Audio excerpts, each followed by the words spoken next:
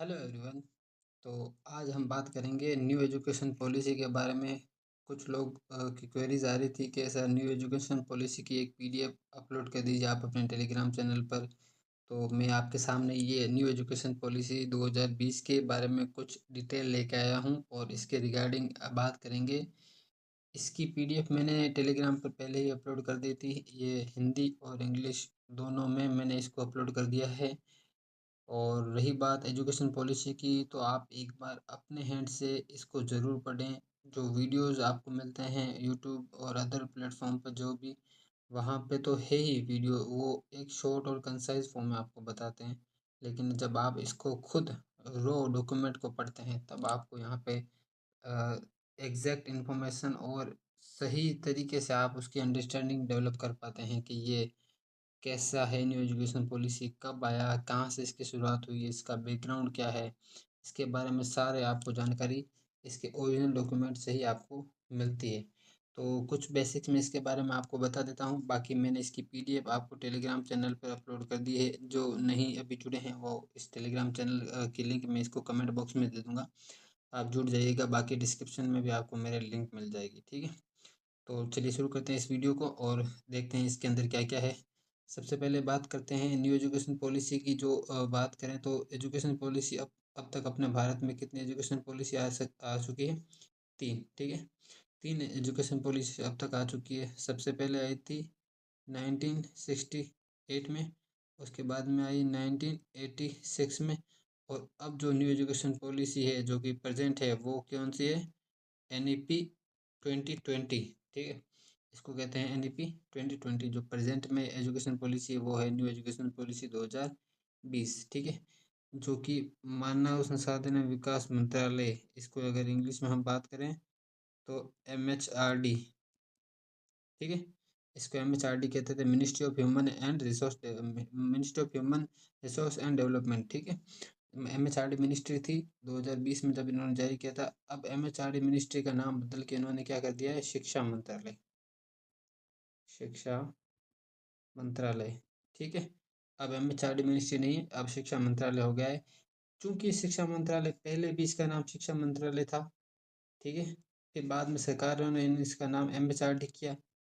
अब वापस इसका नाम क्या हो गया है? शिक्षा मंत्रालय कर दिया गया है, ठीक है। तो आप इसके बारे में याद रखिएगा। NEP 2020 कब आई थी? 2020 में। किसने जारी की? शिक्षा मंत्रालय, MHRD ने। जो पहले जो MHRD था जब ये रिलीज हुई थी, अब ये क्या है? शिक्षा मंत्रालय, इसका नाम चेंज कर दिया गया है।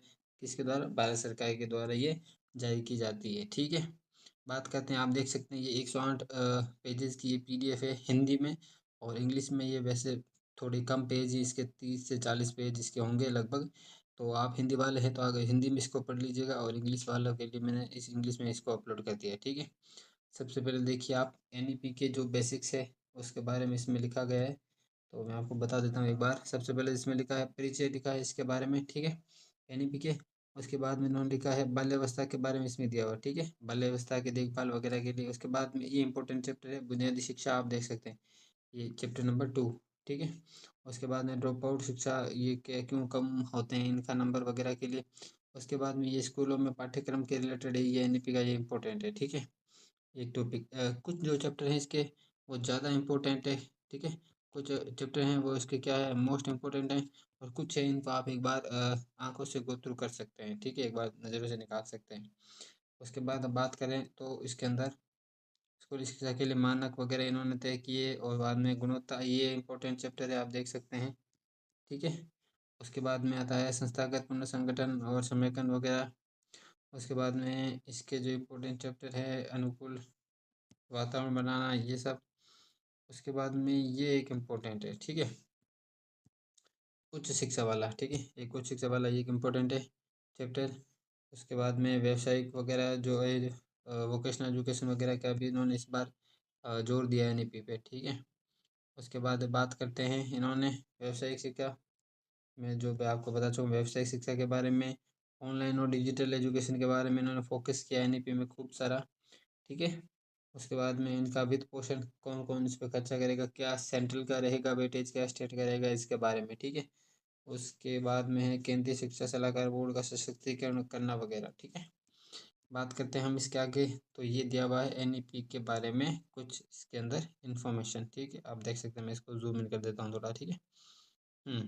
राष्ट्रीय शिक्षा नीति 2020, ठीक है। ये लिखा है राष्ट्रीय शिक्षा नीति 2020 के बारे में, इसके ऊपर दिया हुआ है, देख सकते हैं आप। जो आपने अगर पहले कभी पढ़ा हो सस्टेनेबल डेवलपमेंट गोल, जिसको अपन कहते हैं एसडीजी गोल, ठीक है। ये एसडीजी गोल क्या होते हैं, जो इंटरनेशनल इंस्टीट्यूशंस होते हैं वो कुछ गोल्स फॉर फिक्स करते हैं, जो पर्टिकुलर ईयर्स के, ठीक है, 5 या 10 साल के, जो है 30 साल का, 20 साल का, जितना भी टारगेट लेके चलते हैं। तो फिलहाल ये सस्टेनेबल डेवलपमेंट गोल 2030 का है। उसके लक्ष्य है लक्ष्य नंबर 4, ठीक है। एक बार इसको हटा दो। हाँ, लक्ष्य नंबर 4 में क्या है, इन्होंने तय कर रखा है, परिकल्पित परिलक्षित वैश्विक शिक्षा विकास एजेंडे के अनुसार विश्व में 2030 तक, 30 तक क्या है, सभी के लिए समावेशी शिक्षा तथा समान गुणवत्ता युक्त शिक्षा सुनिश्चित करने एवं जीवन पर्यंत शिक्षा के अवसर को बढ़ावा देने का लक्ष्य है। ये एसडीजी गोल 2030 का गोल नंबर 4 है, ठीक है। तो उसको फॉलो करते हुए भारत सरकार द्वारा 2015 में अपनाए गए सतत एजेंडा विकास 2030 के लक्ष्य को पूरा करने के लिए इन्होंने क्या किया है, 2030 का एजेंडे के बाद सभी महत्वपूर्ण टारगेट और लक्ष्य प्राप्त किए जा सकें, इन्होंने इन्होंने क्या निकाली है, एनईपी, ठीक है। ये इसके बारे में इसमें दिया हुआ है कुछ, और बाद में ये कुछ इसके बारे में बेसिक्स इसके हैं, ठीक है।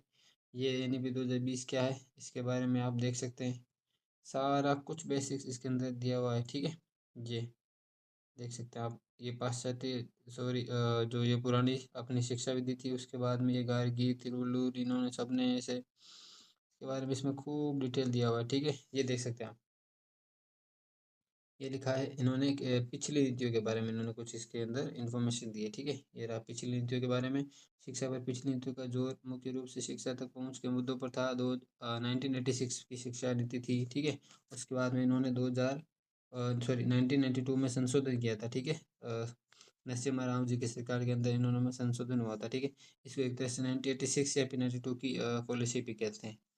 उसके बाद में फिर आता है, आगे बढ़ते हैं हम, एनईपी क्या था, बुद्ध लक्ष्य सिद्धांत, ये सब, ठीक है, क्या है, और ये रहा मूलभूत चिंता, जो बड़े स्तर पर शिक्षा प्रणाली और साथ ही व्यक्ति की संस्थाओं का मार्गदर्शन करेंगे, वो है इसके हर बच्चे की विशिष्ट क्षमता होती है, बुनियादी साक्षरता, लचीलापन, कोई स्पष्ट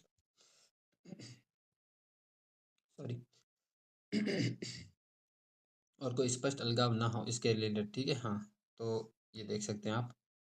फिर उसके बाद में सभी ज्ञान की एकता वगैरह, इसके बारे में उन्होंने सारा दिया हुआ डिटेल, बहुत बेसिक है। आप एक बार इसको गो थ्रू करेंगे तो भी आप आसानी से इसको क्या करेंगे, ज्ञान को अर्जित कर पाएंगे, ठीक है। अब उसके बाद हम देखते हैं स्कूली शिक्षा से रिलेटेड उन्होंने दिया है एजुकेशन का फॉर्मूला 10+2, जो अपने निवर्तमान जो यह नीति वर्तमान की जो 10+2 पॉलिसी है, इसको रिप्लेस करके इन्होंने क्या किया है, अब 3 से 18 तक के सभी बच्चों के लिए पाठ्यचर्या और शिक्षा शास्त्रीय आधार पर 5-3-3-4 का फॉर्मूला इन्होंने अपनाया है, ठीक है।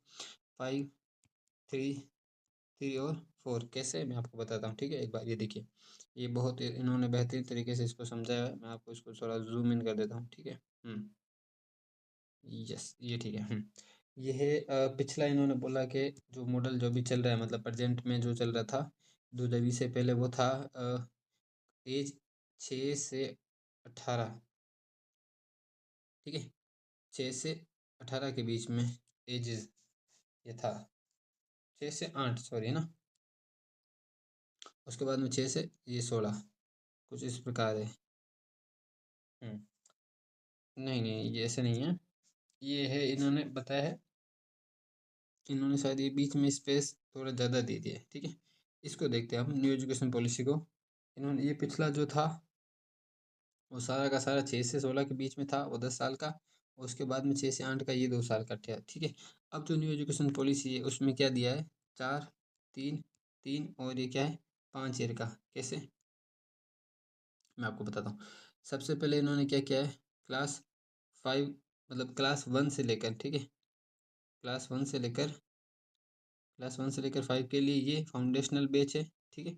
उसके बाद में ये प्रिपरेटरी है, उसके बाद में मिडिल, और उसके बाद में सेकेंडरी। कैसे, जब 3 साल के अंदर, 3 साल तक बच्चा क्या करता है, आंगनवाड़ी में पढ़ता है, ठीक है।